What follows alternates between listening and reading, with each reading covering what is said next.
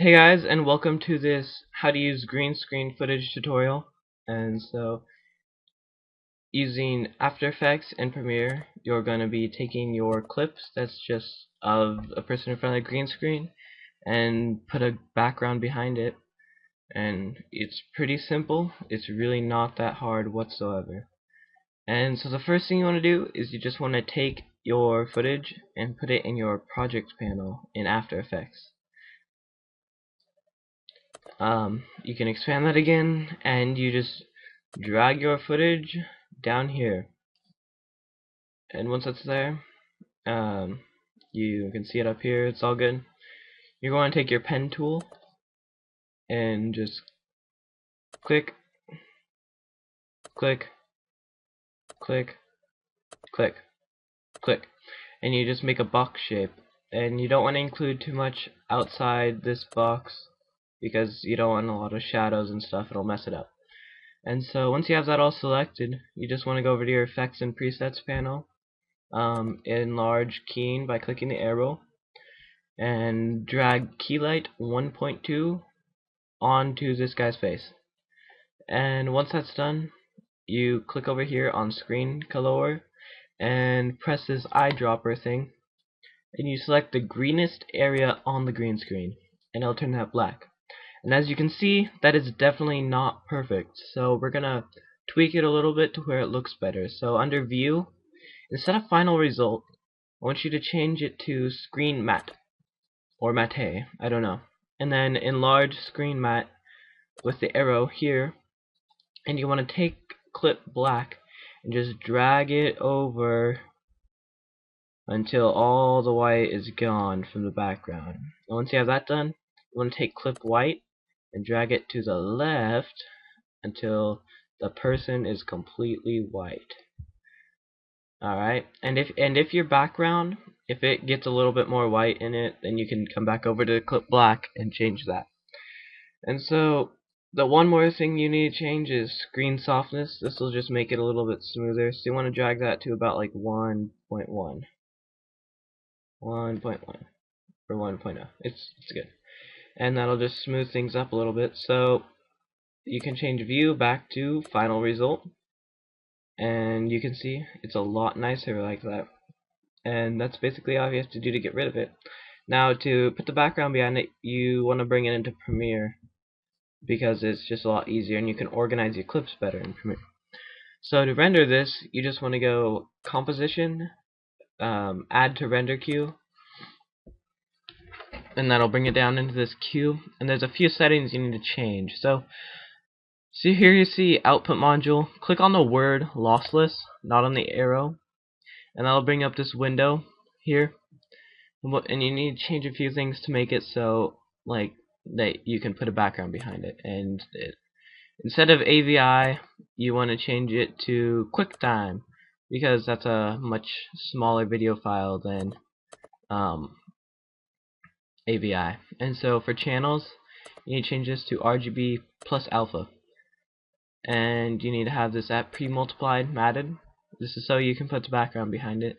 And you want to check audio output so you can output audio. And just click OK. And there's one more thing, you can go ahead and click here. And you can choose where you want to save it to and what you want to name it. And so that's probably good. And then once you're done with that, just click render and that'll have it done. Now I already rendered it out because it takes a while. So once that's done, you can save your project just to be safe. I'm gonna call this Untitled Project. Is not a good name. I'm just gonna call it Green Screen Tutorial to desktop. Save. Alright, and so I'll just save your project. Now you're done with After Effects, so you can close out of that. Alright. And then next thing you want to do is open up Premiere. So once Premiere is opened up, you just want to click on New Project. And this is probably all good. You can name it something like Green Screen and then you can choose where you want it to go. I'm just going to choose desktop because that is my favorite place to tell things to go. And once that's done, click OK. 48 K to Z.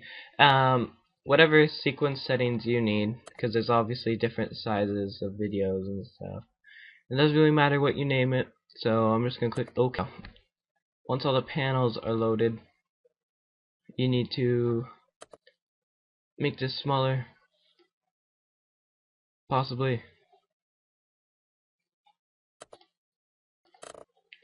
Alright, once Premiere is all ready to go and stuff, and not lagging and stuff, you want to go over to your rendered thing. Here you go, and just drag it into your project panel, and it, like After Effects, will import those files into your project panel. And you just got to give it a little bit of time to think about what it's doing. Once it does, you can go ahead and enlarge this again and just drag this down into video 2, and you can see your dude.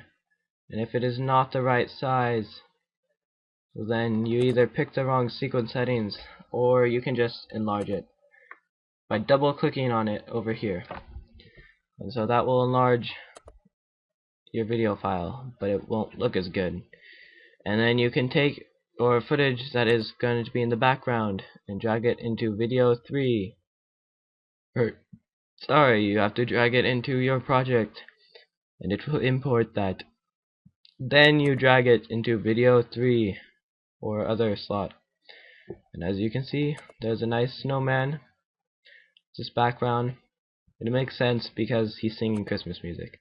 And then, if it's not the right size, then you can double click and scale it.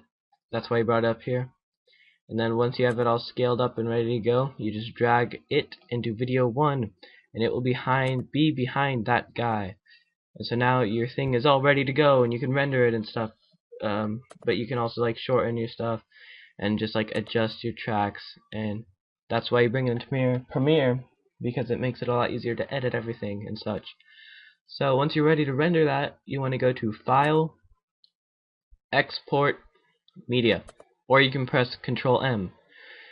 And so this brings up your export settings, and for format, QuickTime is what you want, not AVI.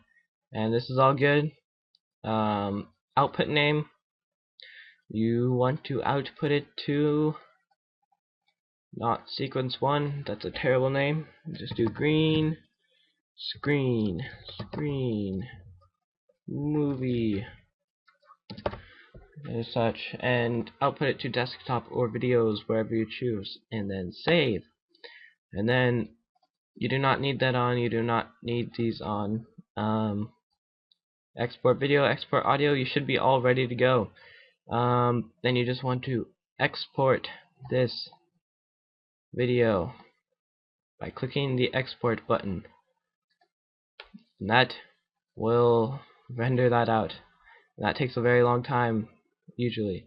So that's where I'm going to stop this video. Thank you for watching. Please like, comment, and subscribe in that order. Thank you. Bye.